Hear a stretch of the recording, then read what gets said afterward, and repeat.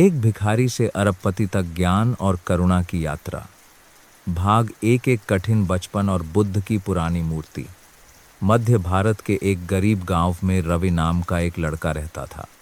उसका जन्म एक ऐसे गरीब परिवार में हुआ था कि उनकी टूटी फूटी झोपड़ी में लकड़ी की एक छोटी पुरानी और टूटी हुई बुद्ध की मूर्ति के अलावा कोई कीमती चीज नहीं थी। वह मूर्ति उसके दादाजी दशकों पहले गांव के मंदिर से लाए थे, जब मंदिर में आग लग गई थी। मूर्ति थोड़ी झुलस गई थी और पुजारी ने कहा था कि जिसके पास भी यह है वह इसे आस्था के एक टुकड़े के रूप में रखे। रवि के दादाजी ने उस मूर्ति को एक खजाने की तरह सहेजा, उसे अपने बेटे को दिया और फिर रवि के पिता ने उसे घर के एक कोने में एक साधारण सी वेदी पर रख दिया। रवि की माँ बचपन में ही गुजर गई थी, जब वह उसकी छोटी एस बहन को जन्म दे रही थी, और उसकी बहन भी नहीं बच सकी। उसके पिता लगातार बीमार रहते थे। उनकी सेहत दिन ब दिन कमज़ोर होती जा रही थी। वे गुजारे के लिए हर तरह के छोटे मोटे काम करते थे, लेकिन फिर भी पेट भरने के लिए पर्याप्त कमाई नहीं हो पाती थी। जब रवि सिर्फ 8 साल का था तो उसके पिता भी उसे इस दुनिया में अकेला छोड़ गए। झोपड़ी खाली हो गई, लेकिन बुद्ध की मूर्ति वहीं रही। उसकी शांत आंखें जैसे उसे सांत्वना दे रही थीं। उन दिनों के बाद रवि कुछ पड़ोसियों की दया पर जीने लगा। वे उसे एक कटोरी चावल या एक आलू दे देते, लेकिन वे हमेशा के लिए उसकी देखभाल नहीं कर सकते थे। धीरे धीरे वह एक आवारा बच्चा बन गया, जो गांव के बाजार और चौराहों पर भीख मांगकर अपना गुजारा करता था। वह छोटा और दुबला पतला था और उसकी बड़ी आंखों में हमेशा मासूमियत और उदासी का भाव रहता था। लोग दया करके उसे एक सिक्का दे देते, जबकि कुछ लोग उसे भगा देते, लेकिन अपने छोटे से कपड़े के थैले में वह हमेशा बुद्ध की उस पुरानी मूर्ति को रखता था, जिसे वह अपने परिवार की एकमात्र बची हुई निशानी मानता था। शुरू में रवि ने मूर्ति को केवल अपने माता पिता को याद करने के तरीके के रूप में रखा, ताकि उसे अकेलापन महसूस न हो। लेकिन धीरे धीरे उसने एक अजीब बात देखी। जब भी वह भीड़ भरे बाजार में मूर्ति को गले लगाकर बैठता, तो लोग रुककर उसके हाथ में कुछ सिक्के डालने की अधिक संभावना रखते थे। शायद भारतीयों के दिलों में बुद्ध और धर्म के प्रति स्वाभाविक आस्था थी, और एक गरीब लड़के को बुद्ध की मूर्ति पकड़े देखकर उनमें करुणा जाग उठती थी। इसलिए उस दिन से वह भीख मांगने के लिए हर जगह बुद्ध की मूर्ति अपने साथ ले जाने लगा। कई लोगों को यह दृश्य देखकर दुख और दया आती थी। फटेहाल कपड़ों में एक लड़के का एक पुरानी लकड़ी की मूर्ति को कसकर पकड़े हुए सड़क के किनारे सिकुड़कर बैठना काम पर या बाजार जाने वाले कई लोगों के लिए एक परिचित दृश्य बन गया था। एक बूढ़ी अम्मा ने तो उसे एक शकरकंद और एक रोटी देते हुए धीरे से सलाह दी, बेटा, भगवान तुम्हारे दिल में है, मूर्ति में नहीं। अगर तुम इसे अपनी आस्था के प्रतीक के रूप में रखते हो तो यह अच्छा है, लेकिन महत्वपूर्ण यह है कि तुम एक अच्छा जीवन जीना सीखो। रवि ने मासूमियत से सिर हिलाया, लेकिन हर बार जब वह मूर्ति को देखता तो उसे लगता था कि कोई उसके दुख को सुन रहा है। उसे विश्वास था कि बुद्ध की मूर्ति के कारण ही कई लोगों ने उसकी मदद की, जिससे वह जीवित रह सका। ठंडी बारिश की रातों में रवि किसी के खाली बरामदे के कोने में कांपते हुए बुद्ध की मूर्ति को गले लगा लेता। लकड़ी की मूर्ति खुरदरी और टूटी हुई थी, लेकिन उसके लिए यह सबसे गर्म आलिंगन था। वह मूर्ति से ऐसे फुसफुसाता जैसे वह अपने माता पिता से बात कर रहा हो। मुझे बहुत भूख लगी है, मैं बहुत थक गया हूँ। काश मेरे पास एक घर होता, हर दिन खाने के लिए भोजन होता। मैं वादा करता हूँ कि जब मैं बड़ा हो जाऊँगा तो मैं एक अच्छा इंसान बनूँगा और किसी को दुख नहीं दूंगा। ये मासूम प्रार्थनाएं रात में गूंजती बारिश की आवाज़ के साथ मिलकर जैसे आकाश और पृथ्वी तक पहुंच रही हों। एक बार जब रवि बस स्टॉप पर भीख मांग रहा था तो एक आदमी रुका। उसने मजदूर के कपड़े पहने थे और उसके हाथ में एक भारी थैला था। उसने रवि को देर तक देखा और फिर पूछा, तुम इस पुरानी मूर्ति को हर जगह क्यों लिए फिरते हो? रवि ने धीरे से जवाब दिया, ये मेरे भगवान हैं। मेरा कोई नहीं है मेरे पास, केवल भगवान है। वह आदमी चुप हो गया। उसने अपनी जेब से 20 रुपए का नोट निकाला, उसे रवि के हाथ में रखा और कहा कि वह अपनी आस्था बनाए रखे, लेकिन याद रखे कि भगवान हमें अपने पैरों पर खड़ा होना सिखाते हैं। हालांकि रवि उस बात को पूरी तरह से नहीं समझ पाया, लेकिन यह एक बीज की तरह उसके दिल में बो गया था। इस तरह रवि का बचपन भूख, ठंड और लोगों की दया भरी नज़रों के बीच बीता, लेकिन बुद्ध की मूर्ति में एक नाजुक विश्वास के साथ। कभी कभी बड़े लड़के उसे चढ़ाते, उसका थैला छीन लेते, जिससे मूर्ति जमीन पर गिर जाती। वह घबराकर उसे उठाने के लिए दौड़ता और किसी के मजाक की परवाह किए बिना फूट फूट कर रोता। उसके लिए बुद्ध की मूर्ति को खोना अपने माता पिता को फिर से खोने जैसा था। साल के अंत में एक शाम जब ठंडी हवाएं चल रही थीं, रवि सड़क के किनारे बैठा लोगों को दिवाली की खरीदारी करते देख रहा था।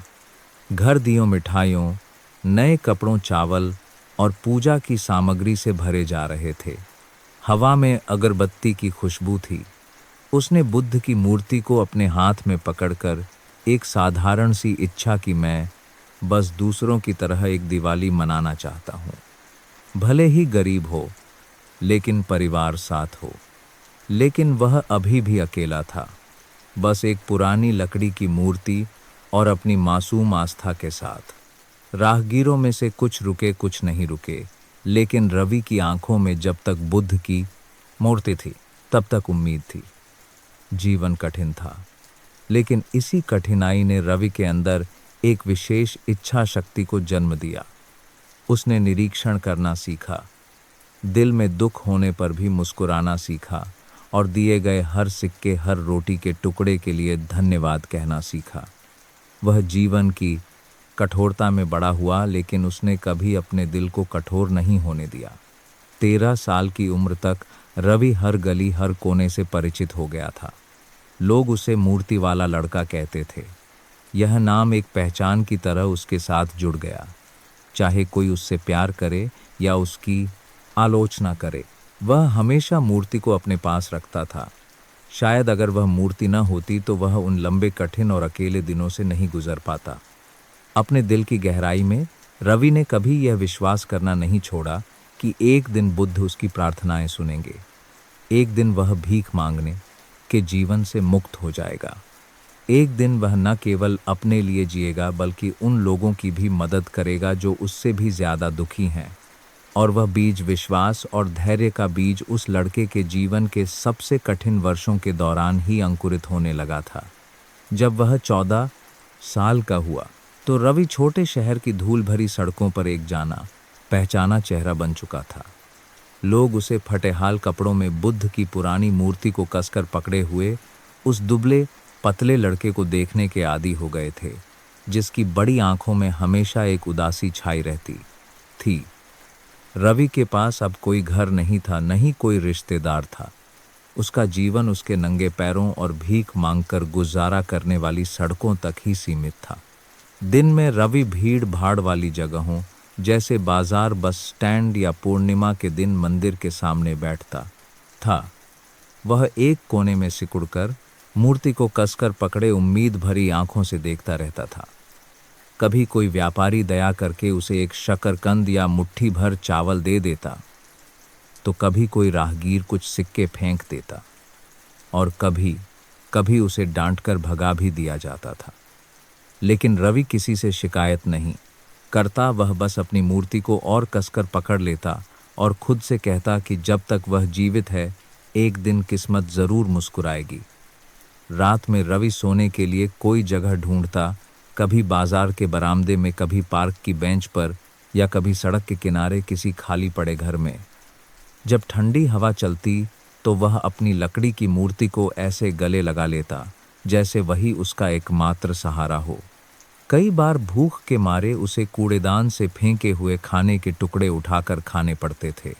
कई रातें उसने गर्म घरों से आती रोशनी को देखते हुए बिताईं, जहां परिवार एक साथ बैठकर खाना खाते थे और उसकी आंखें भर आती थीं।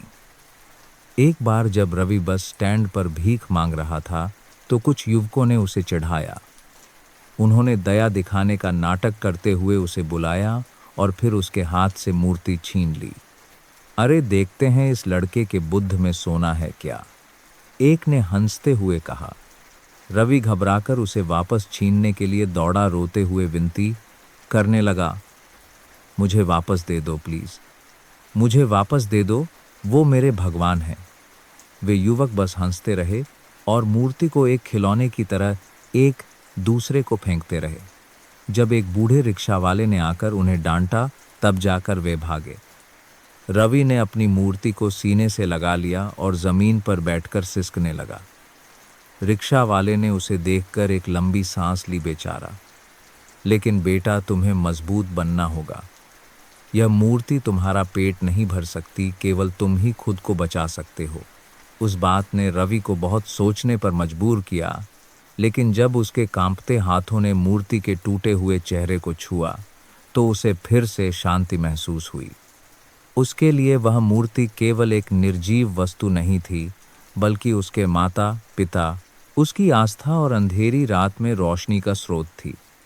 पूर्णिमा और अमावस्या के दिनों में रवि अक्सर मंदिर जाता था। वह मुख्य हॉल में जाने की हिम्मत नहीं करता था, बस बाहर आंगन में चुपचाप बैठा रहता था, लोगों को पूजा करते देखता रहता था। एक बूढ़ी अम्मा ने उसे देखा और पास बुलाकर एक कटोरी खीर और एक लड्डू दिया। फिर कहा, बेटा भगवान किसी को नहीं छोड़ते, तुम अपना दिल साफ रखना, भविष्य में तुम्हें जरूर अच्छा फल मिलेगा। रवि ने उनकी बातें सुनी, उसकी आंखें चमक उठीं। उसने जल्दी से लड्डू खाया और हाथ जोड़कर ऐसे बुदबुदाने लगा जैसे प्रार्थना कर रहा हो। कई साल बीत गए और उसके छोटे पैरों ने शहर की हर गली को नाप लिया था। रवि ने लोगों की आंखों को पढ़ना सीख लिया था। कौन दया कर रहा है, कौन नफरत कर रहा है, वह सब समझ जाता था। लेकिन शिकायत करने के बजाय उसने मुस्कुराना और धन्यवाद देना चुना। उसे विश्वास था कि हर धन्यवाद एक पुण्य के रूप में जमा होगा और एक दिन उसका जीवन बदल जाएगा। भारी बारिश के दिनों में भी जब उसके कपड़े भीग जाते थे, वह अपनी मूर्ति को सीने से लगाए बैठा रहता था। उसे इस हाल में देखकर कई लोग रुककर कुछ पैसे दे देते थे। कभी कभी उन पैसों से उसे पेट भर खाना मिल जाता था, लेकिन कभी कभी बारिश और ठंड से उसे बुखार हो जाता था और वह कई दिनों तक एक खाली बरामदे में सिकुड़कर पड़ा रहता था। फिर भी तेज बुखार में भी रवि ने अपनी मूर्ति को नहीं छोड़ा। 15 साल की उम्र में रवि को यह समझ आने लगा कि भीख मांगने से वह केवल जिंदा रह सकता है, लेकिन गरीबी से बाहर नहीं निकल सकता। उसने कई बार मजदूरी करने, बर्तन धोने की कोशिश की, लेकिन उसके दुबले पतले शरीर को देखकर सब मना कर देते थे। वे कहते कि वह बहुत कमजोर है, कोई काम नहीं कर पाएगा। इसलिए वह फिर से अपने पुराने रास्ते पर लौट आता, मूर्ति को पकड़े भीख मांगता। फिर भी उन्हीं आवारागर्दी के सालों ने रवि को कई कीमती सबक सिखाए। उसने धैर्य रखना, हर छोटे सिक्के को सहेजना और अच्छे बुरे लोगों में फर्क करना सीखा। उसने दुनिया को देखना भी सीखा कि लोग कैसे व्यापार करते हैं, कैसे वे अमीर बनते हैं।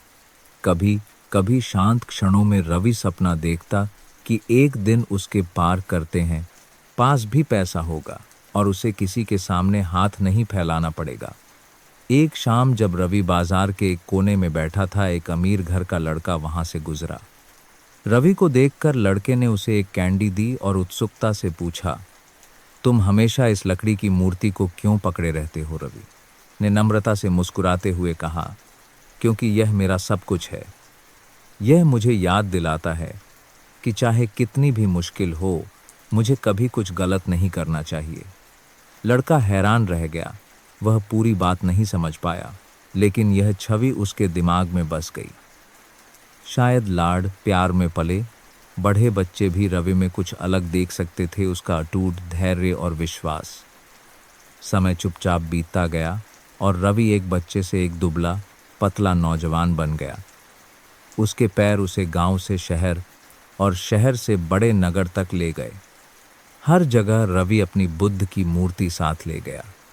लोग अब उसे मूर्ति वाला लड़का नहीं बल्कि भिक्षुक जिसके पास बुद्ध हैं कहते थे। यह नाम सुनने में दुखद था, लेकिन रवि के लिए यह एक सांत्वना की तरह था। कम से कम वह जीवन में गुमनाम तो नहीं था। वे साल कठोर थे, लेकिन उन्होंने रवि के भीतर एक शांत महत्वाकांक्षा को जन्म दिया। वह हमेशा भीख नहीं मांगना चाहता था। वह अपना पूरा जीवन किसी के दान का इंतजार करते हुए नहीं बिताना चाहता था। जब भी वह व्यापारियों को, रिक्शा चालकों को या मजदूरों को देखता जो कड़ी मेहनत करके पैसा कमाते थे, तो उसके दिल में एक इच्छा जागती थी, एक दिन मुझे भी अपने हाथों से पैसा कमाना होगा, हाथ फैलाकर नहीं। और उन्हीं आवारागर्दी के दिनों में इच्छा शक्ति का बीज रवि की आत्मा में जड़ें जमाने लगा था। एक बीज जो उसे भविष्य में एक भिखारी से एक पूरी तरह से अलग इंसान बनाने वाला था।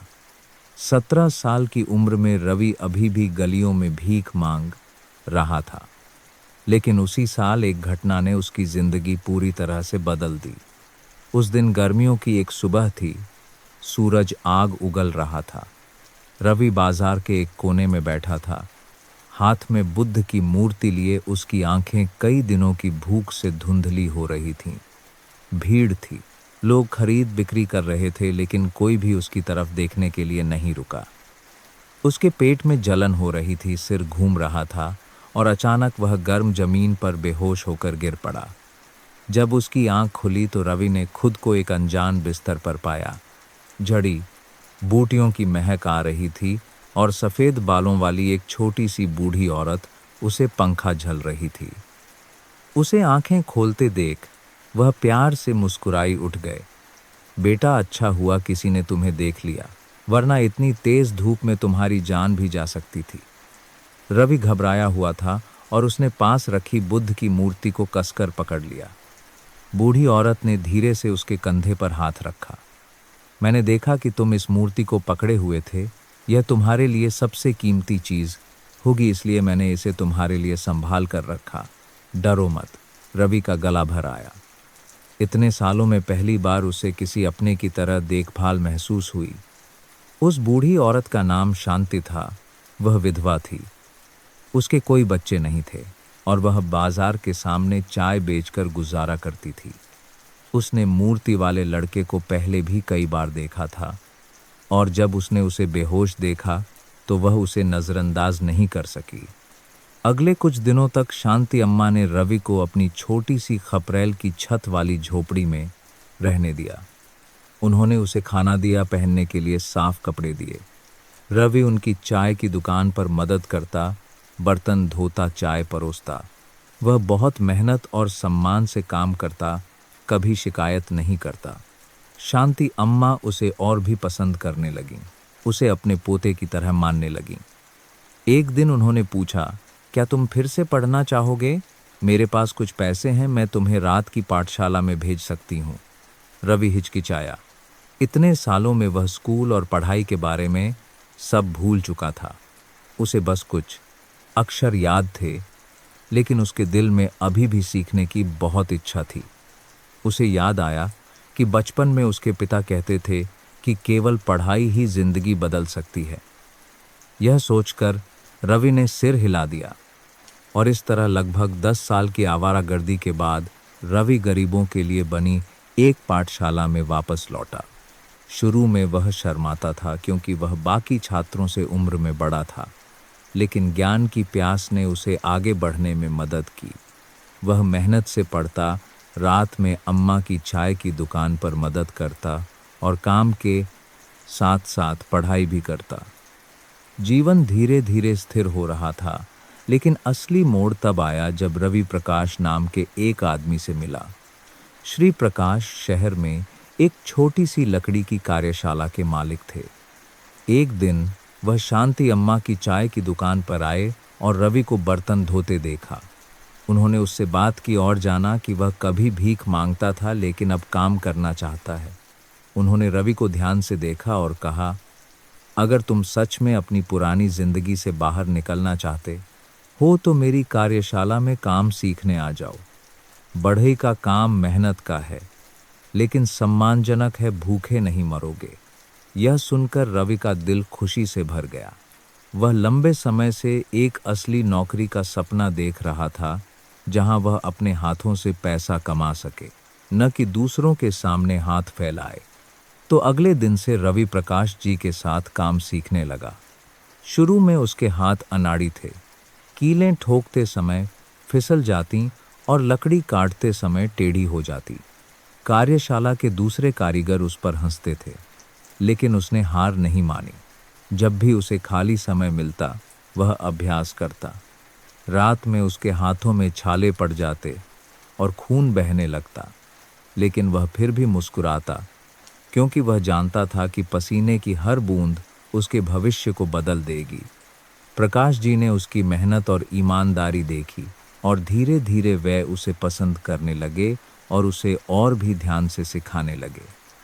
उन्होंने कहा, बेटा, सिर्फ काम करना मत सीखो, सोचना भी सीखो। बढ़ई का काम सिर्फ मेज कुर्सी बनाना नहीं है, यह दिल से जुड़ा काम है। ऐसा काम करो कि लोग उस पर भरोसा करें। जब वे तुम्हारे उत्पाद को टिकाऊ और सुंदर पाएंगे, तभी तुम इस पेशे में लंबे समय तक टिक पाओगे। रवि ने उन शिक्षाओं को अपने दिल में बसा लिया। उसने यह देखना शुरू कर दिया कि प्रकाश जी कैसे व्यापार करते हैं, लागत की गणना कैसे करते हैं और ग्राहकों के साथ अपना वचन कैसे निभाते हैं। पहली बार रवि को एहसास हुआ कि पैसा कमाना सिर्फ शारीरिक श्रम से नहीं होता, बल्कि दिमाग और दिल की भी ज़रूरत होती है।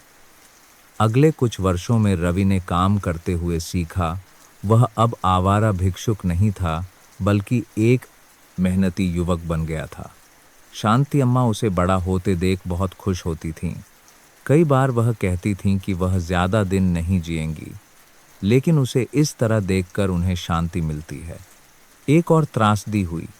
जब रवि 20 साल का था, शांति अम्मा गंभीर रूप से बीमार पड़ गईं।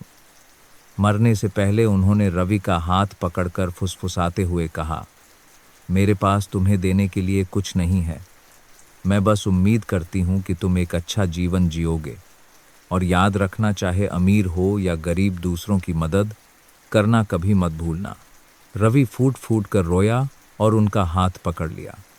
अपनी जिंदगी में दूसरी बार उसने किसी प्रियजन को खोया था, लेकिन इस बार वह पहले की तरह अकेला नहीं था, क्योंकि अब उसके दिल में बढ़ईगिरी का हुनर और अम्मा की शिक्षाओं का सहारा था। उनके निधन के बाद रवि ने अपना सारा ध्यान काम में लगा दिया। वह दिन रात काम करता, मुश्किल काम भी करने को तैयार रहता, जिसे कोई और नहीं करना चाहता था। इसके कारण ग्राहकों का उस पर भरोसा बढ़ गया और उसने कुछ पैसे बचाने शुरू कर दिए। उन्हें खर्च करने के बजाय वह उन्हें जमा करता था, और यहाँ तक कि एक हिस्सा अपनी तरह के आवारा बच्चों की मदद करने के लिए भी रखता था। एक दिन उसकी मुलाकात उसी लड़के से हुई जिसने सालों पहले उसे कैंडी दी थी। अब वह बड़ा हो गया था और उसने रवि को तुरंत पहचान लिया। आप अभी भी वह बुद्ध की मूर्ति रखते हैं? रवि मुस्कुराया।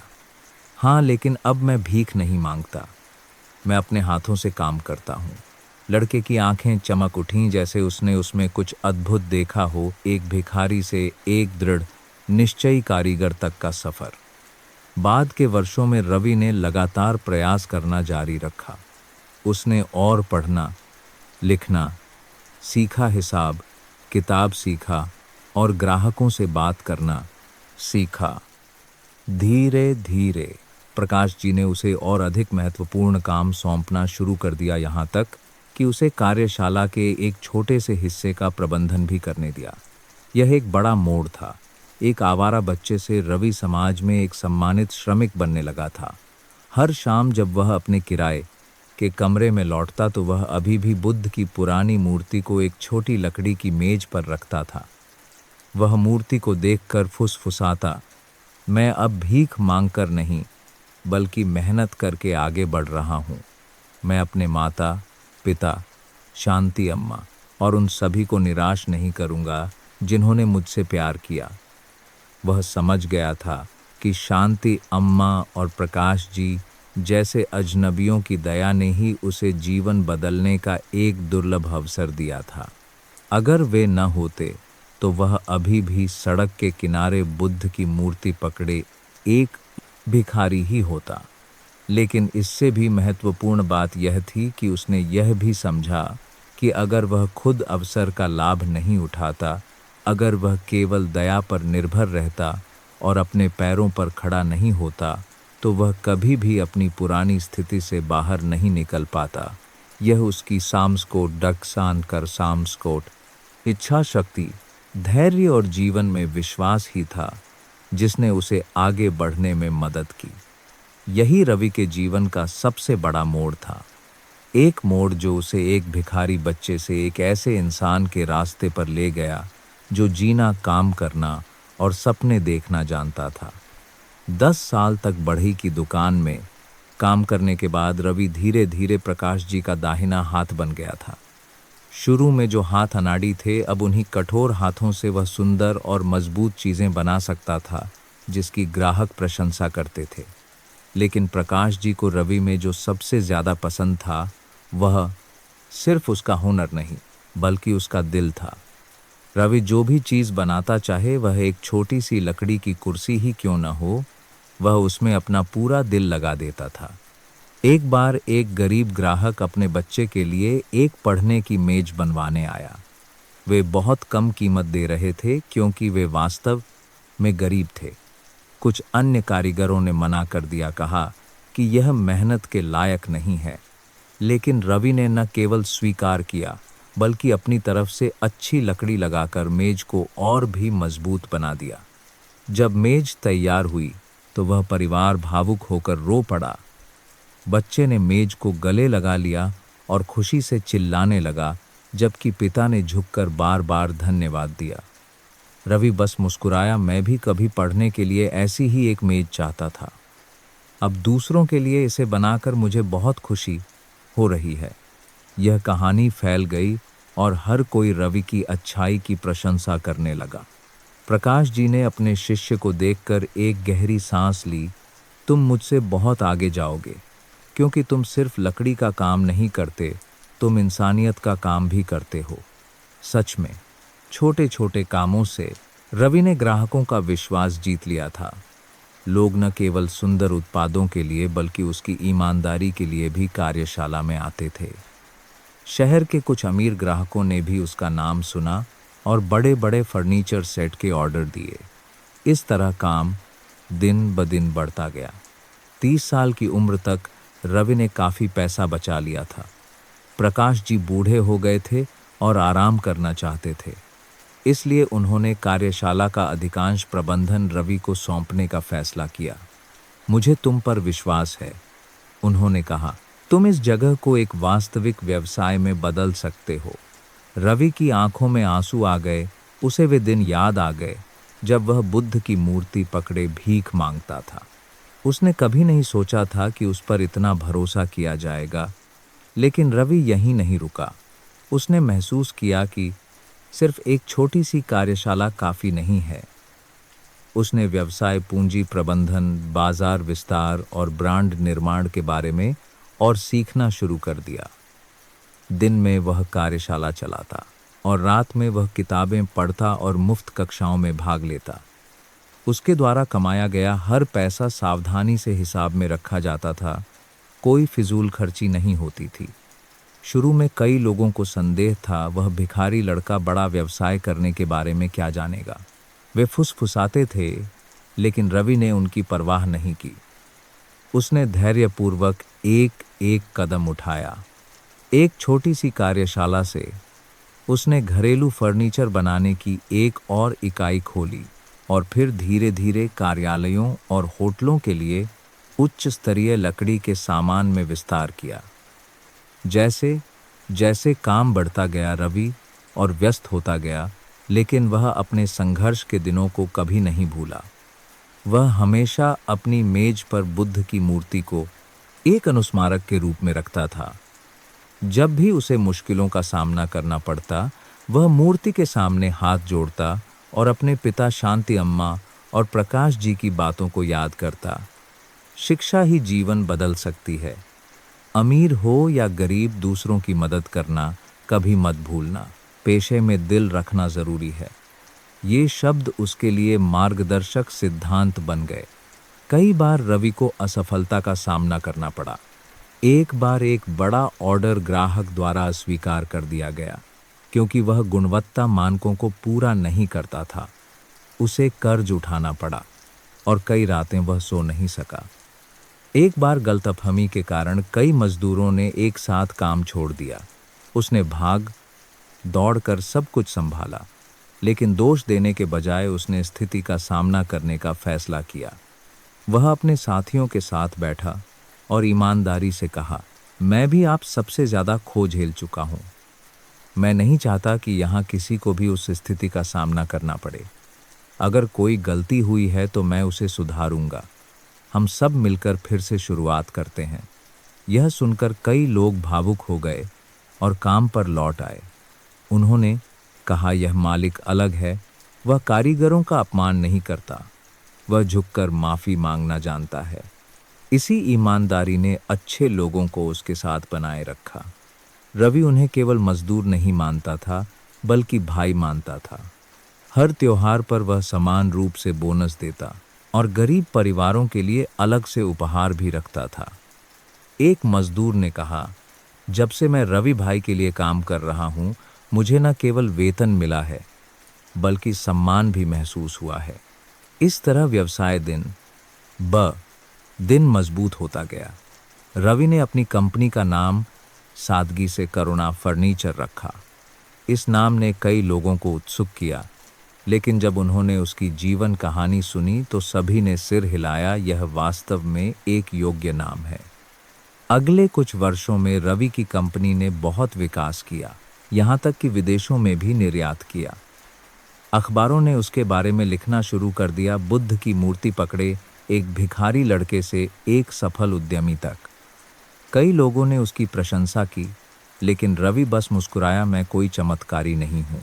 मैंने बस छोटे छोटे कदम उठाए, खाली हाथों से, कुछ लोगों के प्यार और अपनी हार न मानने की वजह से। जिस चीज़ ने लोगों को सबसे ज़्यादा प्रभावित किया वह रवि की संपत्ति नहीं थी, बल्कि जिस तरह से वह पैसे का उपयोग करता था। उसने अपने मुनाफे का एक बड़ा हिस्सा अनाथ बच्चों के लिए छात्रवृत्ति कोष और गरीब मरीजों की मदद के लिए एक चैरिटी फंड स्थापित करने के लिए समर्पित कर दिया।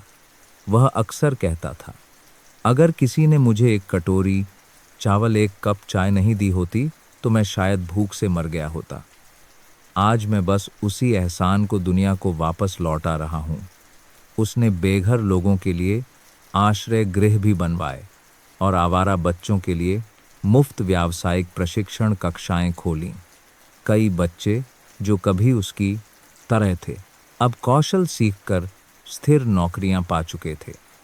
जब भी वह उन्हें देखता, रवि को अपने पुराने दिन याद आ जाते और उसका दिल भर आता।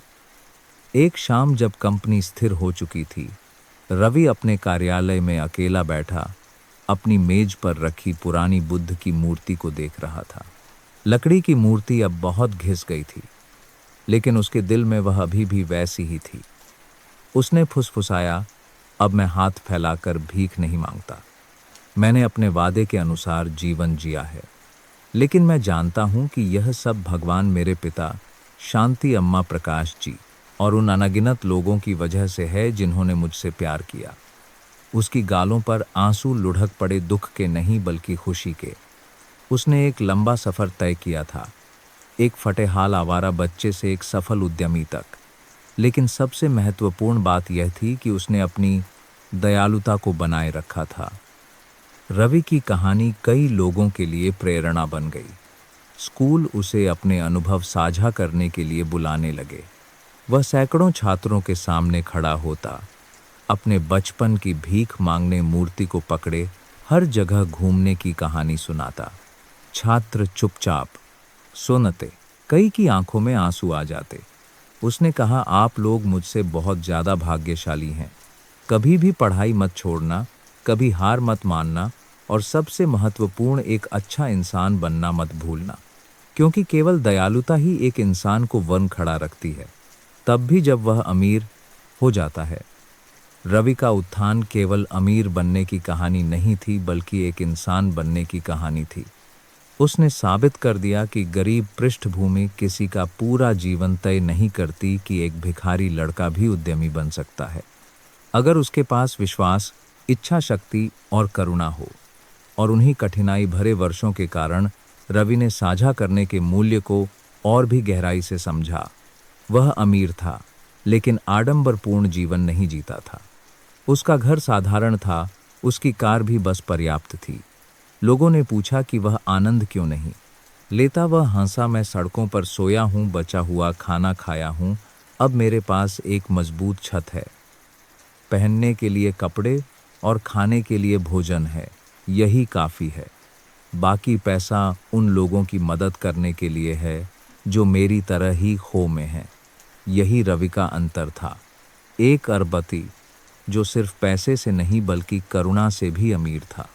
जब वह एक अरबपति बन गया तो कई लोगों ने सोचा कि वह एक शानदार जीवन का आनंद उठाएगा, लेकिन जिस व्यक्ति ने इतनी कठिनाइयां झेली थीं, जो कभी बुद्ध की पुरानी मूर्ति को पकड़े भीख मांगता था, उसके लिए धन कभी अंतिम लक्ष्य नहीं था। वह अच्छी तरह जानता था कि भूख क्या होती है, अपमान की नज़रें कैसी होती हैं, और एक अजनबी से एक कटोरी चावल या थोड़ी सी मदद पाने की खुशी क्या होती है। इन्हीं यादों ने उसके दिल को दूसरों के दुख के प्रति कभी ठंडा नहीं होने दिया। अपने व्यवसाय की सफलता के शुरुआती दिनों से ही उसने करुणा प्रकाश नामक एक चैरिटी फंड की स्थापना की थी। शुरू में फंड में कंपनी के मुनाफे से निकाले गए कुछ लाख रुपए ही थे, जिनका उपयोग गरीब बच्चों को स्कूल भेजने और गंभीर रूप से बीमार लोगों की मदद करने के लिए किया जाता था। लेकिन जैसे जैसे उसका व्यवसाय बढ़ता गया, फंड एक बड़े संगठन में विकसित हो गया, जिसकी शाखाएं पूरे भारत में थीं। लोग अक्सर उस साधारण अरबपति को सफ़ेद शर्ट और काली पैंट में दूर दराज के गांवों में लोगों के साथ उनकी अस्थायी झोपड़ियों में बैठे देखते थे। वह सिर्फ पैसा नहीं देता था, बल्कि अपने हाथों से कंबल, दूध के डिब्बे और बच्चों को किताबें भी देता था। कई लोग हैरान होकर पूछते कि वह खुद इतनी मेहनत क्यों करता है, अपने कर्मचारियों को क्यों नहीं भेजता। वह बस मुस्कुराता, मैं अपनी आंखों से देखना और अपने कानों से सुनना चाहता हूँ कि लोगों को क्या चाहिए।